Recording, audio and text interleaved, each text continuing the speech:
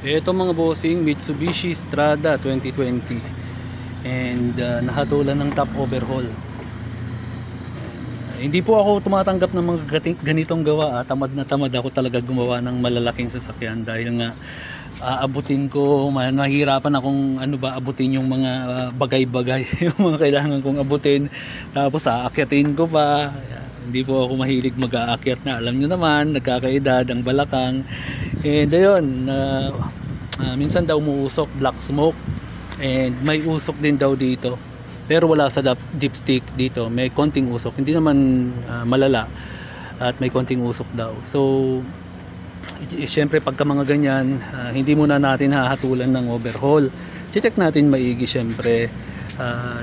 Check natin unang-una dyan air cleaner, kasi po itong mga turbo lalo ngayon napaka-sensitive niyan, maalaga po talaga yan. So unahin lang natin yung air filter, titignan natin nakita ko kanina sa air filter medyo clog na siya, magkokos din po ng black smoke yon pagka ganon. At ito nilinis ko lang konti, sobrang dumi dito kanina, kita nyo pati dito. Yan, ma-oil siya. Siyempre titignan na rin natin ito mamaya, pero hintayin ko muna si Ivan, yung may-ari nito, yung aking pamangkin. Yan, baka nagtataka kayo bakit ko ginagawa to. Ayoko nga ng malalaking sasakyan, ayokong gumawa sa malalaking sasakyan. Pero sa pamangkin ko po kasi ito, kaya hinatulan ng top overhaul. Pero bago yon, sabi ko sa basic muna, so hinintay niya akong uwi dito sa Cavite. And ayun, so nung binuksan ko na dito, nung nakita ko pa lang tong sa may aerogulator niya, punong-puno na ng carbon at halos umabot na nga dito sa kanyang hose. So isa rin po yan, pag madumi po yan, yung mga daluyan yan, pag puro carbon yan, mahirapan pong mag-regulate ng hangin. Siyempre dito yan, supply niya yan para dito sa turbo din yan. Pag ito hindi, siyempre pag walang hangin, walang vacuum na mag-function dyan, hindi rin mag-function tong kanyang, ano ba tawag dito?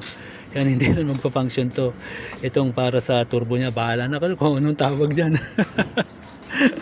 Ayan, at tapos ito naman pong kanyang ito ang sobrang dumi kanina, and tignan nyo naman yung kanyang throttle body mga boss. Ayan, oh. So yan ang talagang magkukos ng low power, black smoke, lahat na. And sa diesel din po pala, pagka sobra sa diesel, sa oil and sa engine oil, or kulang sa engine oil, magkukos din po yan ng black smoke. And parang konti lang yung kanyang engine oil. Ayan. Siyempre natural naman na madumi, natural naman na itim yan mga bossing. And check din natin, baka yung EGR valve niya ay madumi na rin. So since magbabaklas na rin ako nito, nandito na babaklasin ko na lahat yan, pati itong kanyang throttle body, kailangan malinisan yan. Tapos dito rin sobrang dami na ng mga langis-langis o carbon o dumi yan, pati dito sa loob ng hoses niya. So isasama ko na rin po itong kanyang intercooler. Kita nyo may mga langis-langis na rin dito, mga build up ng carbon, malangis, dami yan. Isa rin po pagka meron din punit ang hose, yan, pag may punit yan na hindi natin napansin, magkukos din po ng itim na usok yan. Kaya tignan muna natin, baka may mga punit na yung hoses. Dito muna tayo sa basic muna. Siyempre turbo ito, turbo diesel. Alam naman natin na yung mga turbo diesel ngayon medyo may pagkamaselan, parang mga dalaginding, hindi na siya lalaki. Parang hindi na siya brusko, parang mga dalaginding na, napaka-sensitive. So ayan, lilinisin na rin natin ang intercooler, at saka yun, dito muna tayo magsisimula bago tayo maghumusga na kailangan itap overhaul. So malaman natin kung anong magbabago mamaya. So doon muna tayo mga bossing, and then test drive natin mamaya pag naayos na namin, pagka nalinis na namin. Pero since etong rin dito pala mga boss, itong intercooler nito ay medyo mahirap tanggalin. Yung iba kasi madudukot mo lang dito, pero ito parang madudukot mo pero pahirapan. Tsaka mamaya pagkabalik natin ng mga bolt, magkandaloko-loko, madudukot mo siya pero hindi siya ganun ka-accessible. So baka mamaya makasira tayo ng thread niya, mahirap na. So yan mga boss, gawa-gawa muna kami. Dito kami sa Cavite ngayon. Yan, first day ng gawa. Actually kahapon, yung ginawa ko kahapon, lang po yun.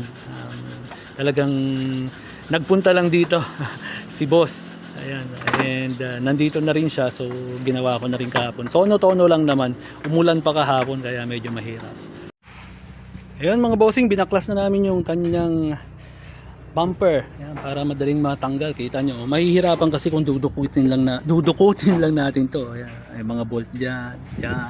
Tapos slanted pa to. Wala tayong way para mapuwersa natin matanggal to. Baka masira pa natin, lalo na hard plastic lang to. Yan, kita nyo. Yan. So kung meron kayong malakas po na usok, yan, kulay itim, pag re-rev nyo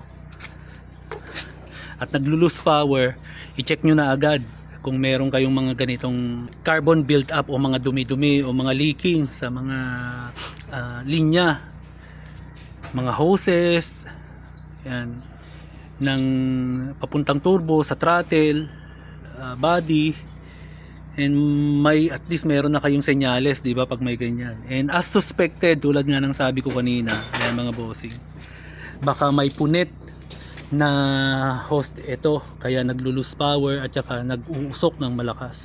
And kita nyo, lakas na, di ba? Meron pa dito asa. Ayan, dalawa Ayan, so yan po, pagka may magsasabi po sa atin na i-overhaul lang yung engine, pag ganyan, wag muna, doon muna tayo sa basic. And then talagang pagka hindi nakuha doon, pagka wala tayong nakitang problema sa basic, saka natin sabihin na overhaul lang engine. Pero ito po, yan, kita nyo, malakas mag-cost ng yan. And again, hindi po ako basta-basta tumatanggap ng mga ganitong gawa. Saka na po, pagka may shop na talaga at may mga tao na ako, dahil ayoko pong magtrabaho ng ganito, yung aakyat-akyat pa ako, yan, dudukot-dukot pa ako ng malayo, yan. Hindi na kaya ng katawang lupa.